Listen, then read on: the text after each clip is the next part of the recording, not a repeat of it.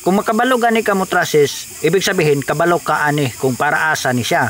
So karon lantawan ninyo ang teknik kung paano ni siya o giunsa ni siya paghimo para ang inyo ang kinating matabunan rapod og limpyo kaayo lantawon ug matabunan ni siya sa iya ang kaugalingon nga body. So lantawan ninyo ang teknik ha, simple ra kaayo siya ug importante pod kaayo nga matabunan pod siya. So karon lantawan ninyo ang layout kung giunsa ni siya paghimo o pag-layout. Sayon ra man kung kay ni siya, basta kabalo na ka mo traces, kabalo ka kung para asa ni siya. So karon kay welder man ka, dapat hanas pod ka mo gamit og grinder. Kay kini magong welding o grinder, mag-usa na siya no, more gyud na siya mag-partner.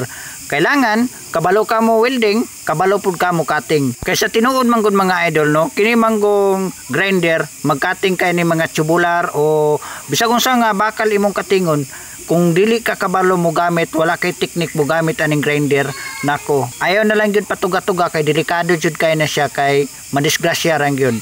Mao nga dapat pag welder ka imo sang praktisan og gamit ang grinder. Tungod kay bisag mo ingon ra nga simple ra kay ni siya pagkating, pero kining paggamit sa grinder inantigo kay na siya mga idol. Labing tinuod, mao gyud na siya tinuod no. Kay ngano, kapag magpataka ra ka og cutting ani wala kay teknik, dayon pataka ra ka og tabas-tabas diana, ang imo ang abton disgrasya ra gyud. Tungod kay kini bitaw inig cutting nimo manglihok man siya, muipit na ang tubular. Dayon pag muipit na, dayon dili ka kabalo mo control sa grinder, aw way swerte, matamaan jud ka. Mao nga delikado jud kay no, labaw na og walay safety. So karon kabalo na ka kung unsay gibuhat na mo ani. Kini ako ang welder, hanas na pod kay ni siya. Mao gini ako ang gi-hire tungod kay safety gyud. Kabalo mo gamit og grinder, swito mo cutting og kabalo pod mo teknik og dunay diskarte. Dili na angay nimo sigihan og tudlo, moingon ra ka nga mao na siya porma. So kabalo na ka kung unsa iya ang buhaton, dili na magsigig pangutana. Mao nay ganahan ako nga kauban sa trabaho. So karon ingonana na siya no, nakita ninyo nga taas kay na siya katingon. So kayang-kaya na niya katingon. Tungod kay hanas na niya mo gamit og grinder ug kabisado na niya ang dagan.